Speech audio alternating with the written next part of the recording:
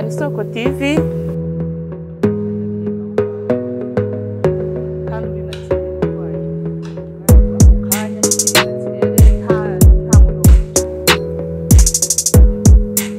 Amaproteine yanjye uyu munsi rero uyu munsi Bibabatswe cyane.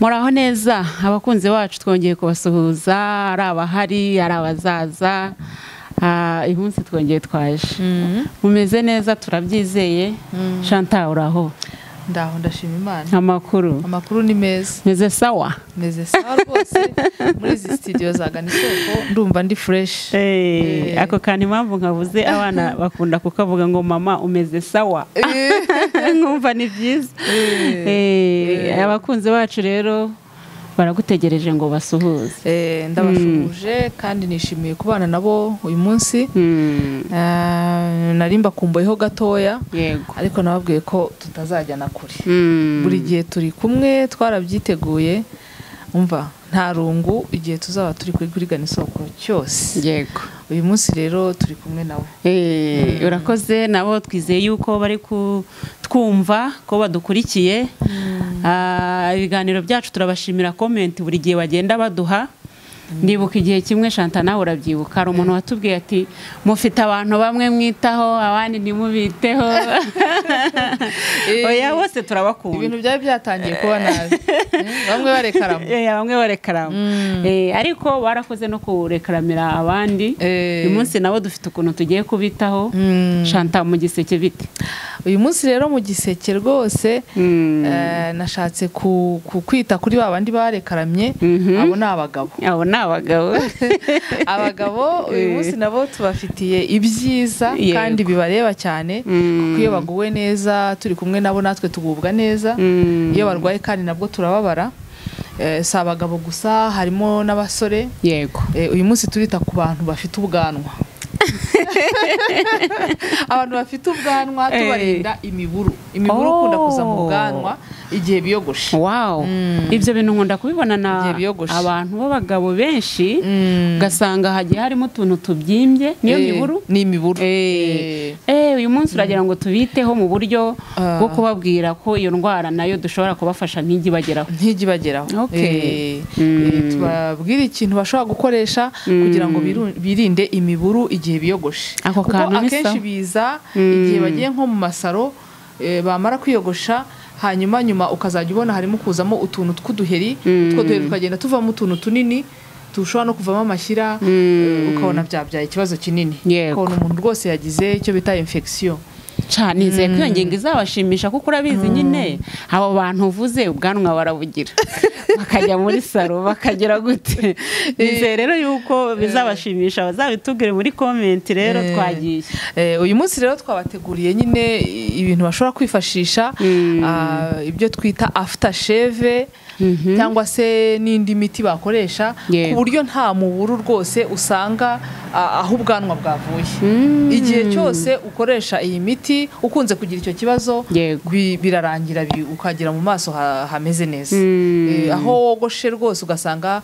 nta miburu yahaje nta kibazo gihari turahera rero kuri uyu twavuga ngo ni nk'amavuta ariko nanone bikaba ari ni amavuta ariko ni n'umuti w'amazi aka kantu kanditseho ngo after shave barume ubwanwa handitseho Sebamed ni akantu Sebamed yakoze kabereke neza Chantal kugira ngo bakarebe ni akantu Sebamed yakoze ariko yita ku bagabo cyane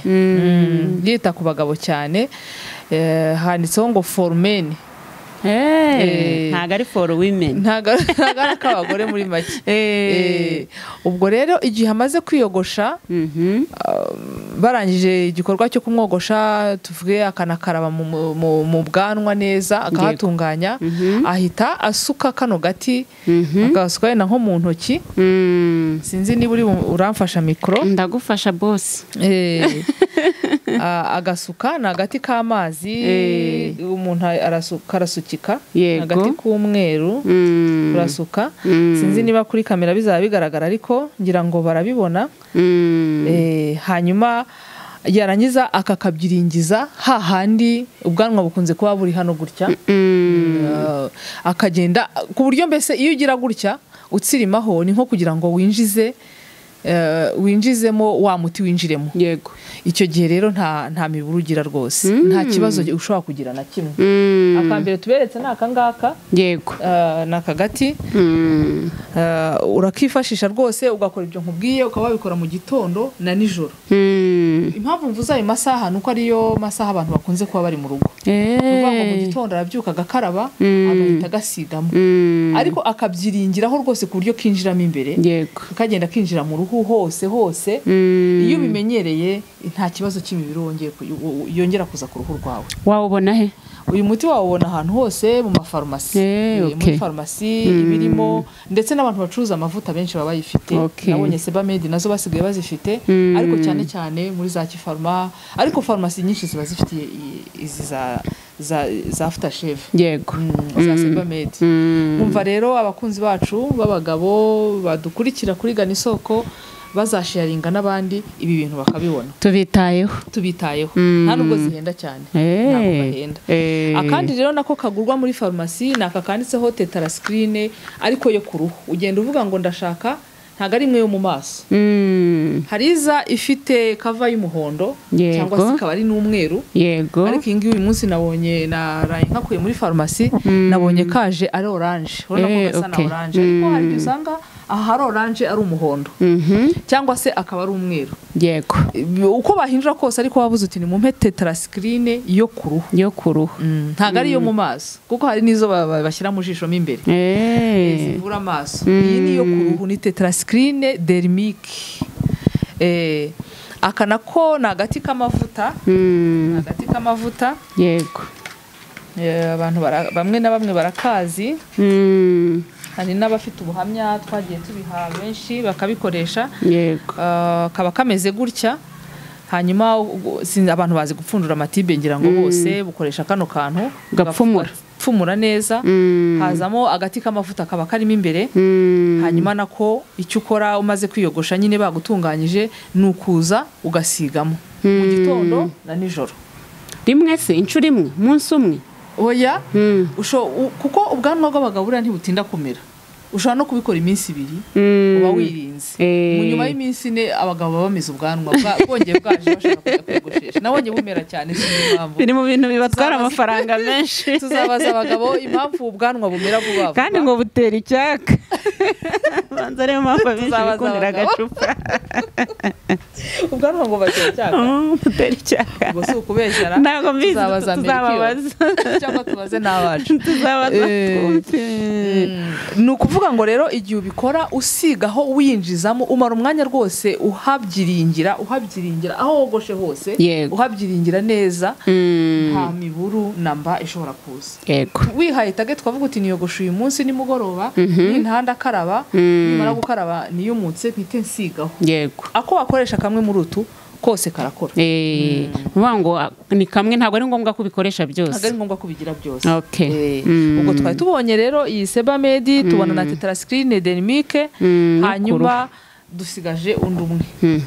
Dufite rero n'uyu witwa Darase, ariko uyu nguyu ukunze gukoresha babandi baba baranarwaye cyane rwose, harajemo utuntu tujya kuba nk'utubyimba, kuko urimo na antibiotique. Urimo antibiotique, ni ukuvuga ngo bihita byuma bigashira rwose ku ruhu. Nako ni agati k'amavuta urasiga rwose, ugasanga bigenze neza. Kameze nk'utuzi. Ubona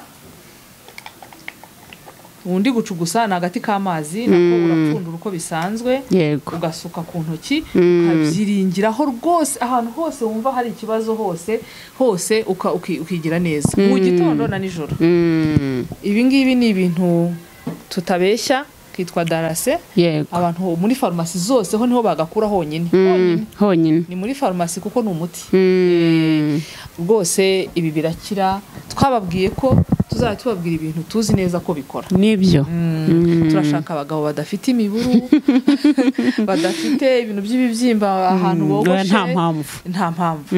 Muri iki gihe abantu benshi baba bari smart, bakeneye gusa neza.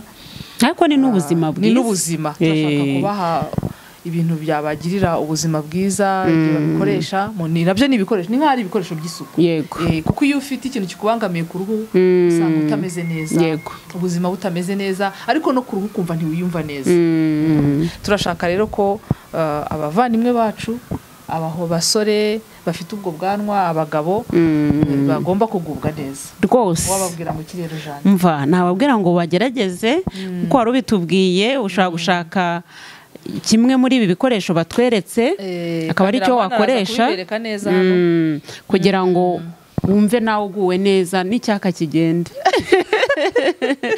kuko iyo hakurya ukahashima ntekereza ko nabwo ntabwo uba wumva umubiri uguwe neza ukomeza ugira gutya hari n'ubwo kibyimba cyane uzabona abantu baba bafite ibyo bibazo ndababona ahubwo nizere yuko bakurikirana isoko aho bazagira ikibazo komenti turazitegereje ikindi kandi ni n'ibintu byiza bituma umuntu yumva aguwe neza tubabwire ko ibi byizewe ibi ntago tuduta nta nubwo dushakisha ibi ni ibintu byizewe ushobora gukoresha umwe muri iyi ngiyi yego wabona bidakunze ugafata undi yego ariko bikunze rwose ibi ni ibintu tuzi neza tufiteho na experience kuko abagabo bacu barabikoresha nizeye ko rero rwose abavandimwe bacu bagabo basaza bacu twizeye ko muzagubwa neza Chantal ugira ngo ntukoze urakoze rwose kuturemera urakoze kudukorera umuti tuzabisanga muri komenti buriya nawe bazatubwira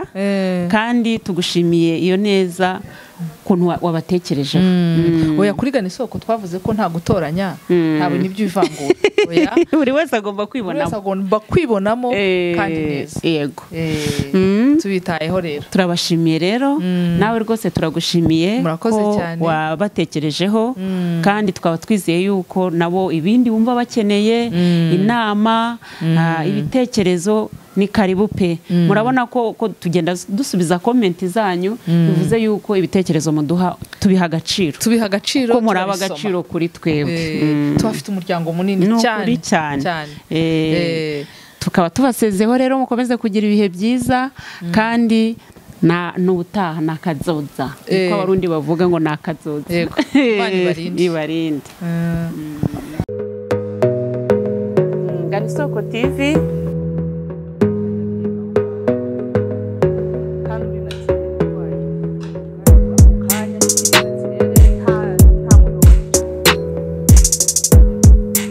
amaproteine yangiritse uyu munsi rero uyu munsi cyane